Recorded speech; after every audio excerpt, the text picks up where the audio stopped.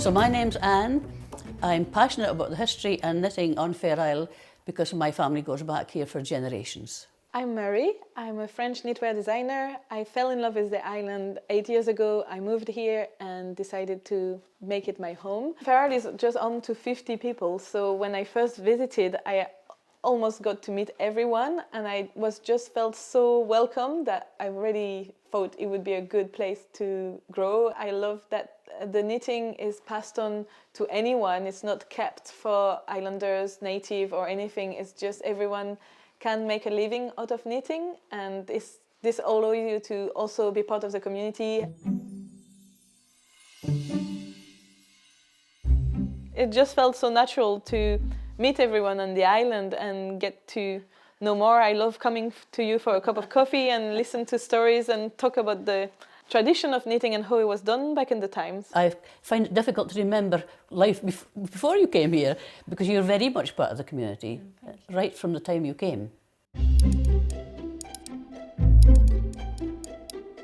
Fair Isle stands between the Atlantic and the North Sea.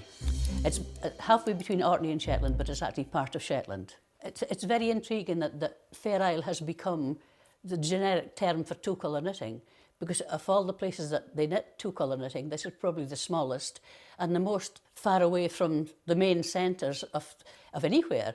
But nevertheless, we have it here, and it's been very important, in fact vital, to put food on the table over the centuries. Fair Isle has always been also a very welcoming place because we've never been isolated. We've always had ships going past, we've always had visitors, we've always had an influx of people from all over the Northern Hemisphere.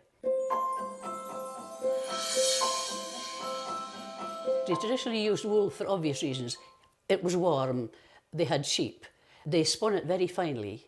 But if you wanted something nice for yourself, or something maybe, if you got the chance, you could barter for some silk from a passing ship and use that, and you'd dye it yourself and then knit with it. I think that the knitters here were always fairly innovative.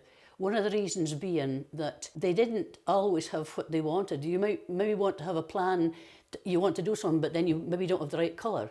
So you just invent something else and do that instead. So they continued to do that throughout the ages, not just in the last few years. Even if you're working with the same colours and the same dyes and the same kind of patterns, they put them together differently so that you always ended up with a slightly different garment from the one even you'd knitted before, never mind anybody else. You don't get repeats of the all-over thing. That only starts with a machine.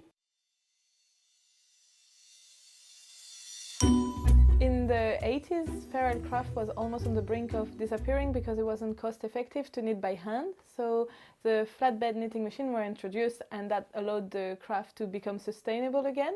So nowadays, anything commercial is knitted on flatbed machines, which is allowing us to be very prolific and creative. I think we will never ever know the origins of Fair Isle.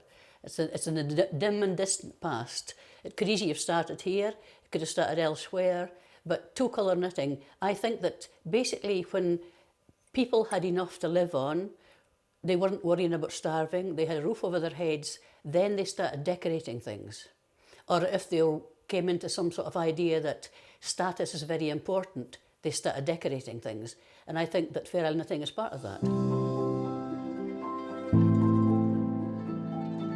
What I love with Fair Isle knitting is how creative I can be, and even though there is rules that I'm adhering to, like the 2 colours per row and the traditional pattern, the colours I can explore with Shetland wool are infinite, so I can always make something different. What I love is to work from customer preferences and then create a unique colorway for them, and it's a little bit of the island that they are taking with them. What's really important with colors is to make sure you understand how they work in relation with each other. So the background and the foreground needs to be contrasted. You can choose not to contrast them so much, but this needs to be intentional.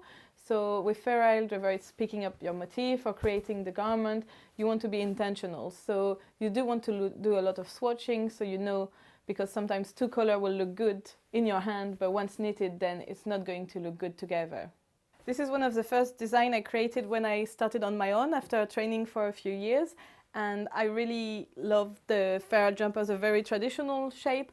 It's still a lot of handwork because it's around 20-25 hours to make a jumper. You take 10 hours on the machine, and then it's around 15 hours by hand for sewing the side, grafting on the sleeve, grafting on the neck, and then unwashing and pressing the garment.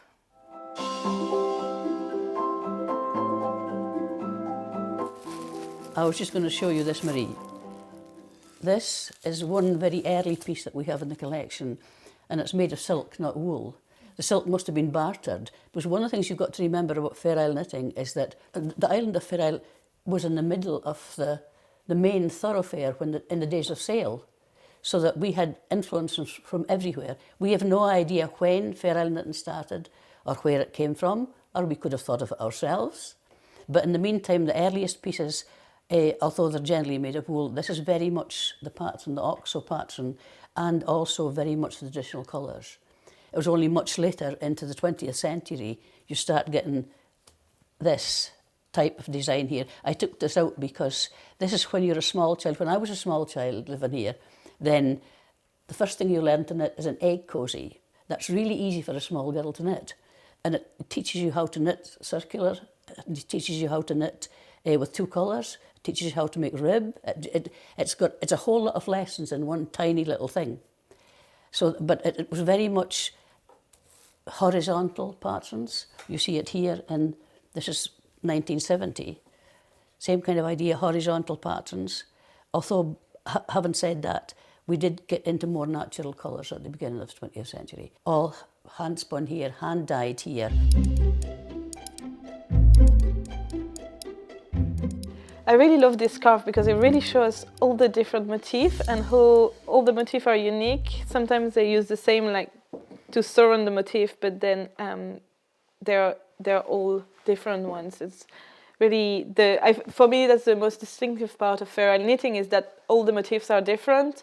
So it creates even though from the distance it's balanced because they are the same sizes of motif, then it creates something really harmonious. See, and this is very much the traditional way. The very earliest pieces we've got, the earliest bit that we know was given to the National Museum of Scotland in 1857 is very similar to this. Mm-hmm.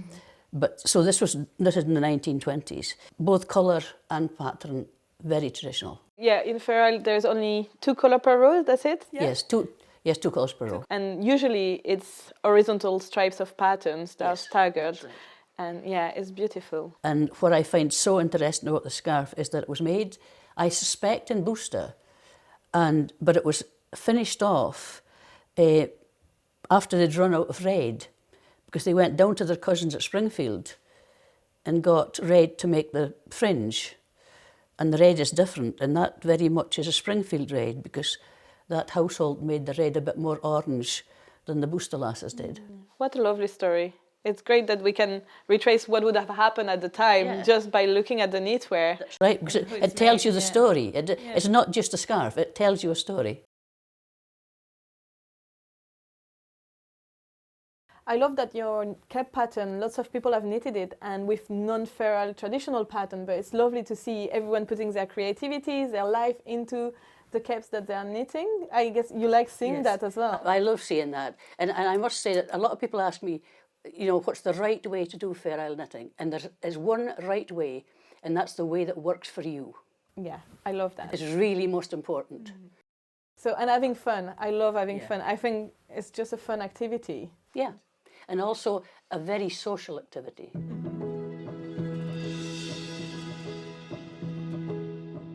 My main tips for anybody especially if they're starting with Fair Isle, don't be afraid, first thing. It's just, if you can count and you can knit, it's fine. You only have 2 colours in one row. It's very important, if you're knitting circular, to do your tension swatches circular, because it makes a difference. When you got to a certain point, if you had to have a flat piece, like above your armpit, then you actually did do purl rows. And it was one of the skills of the Fair Isle women that they learned to deal with that, so that the tension that they did when they were doing purl and plain was the same as the tension they did when they were knitting circular. I think what I would say is try to think of the overall look of the garment as well beforehand. Don't start just knitting. Try to plan it from the beginning, so you know it's going to look harmonious and your stripe are going to have a rhythm that you want. So just make sure you plan your knit first.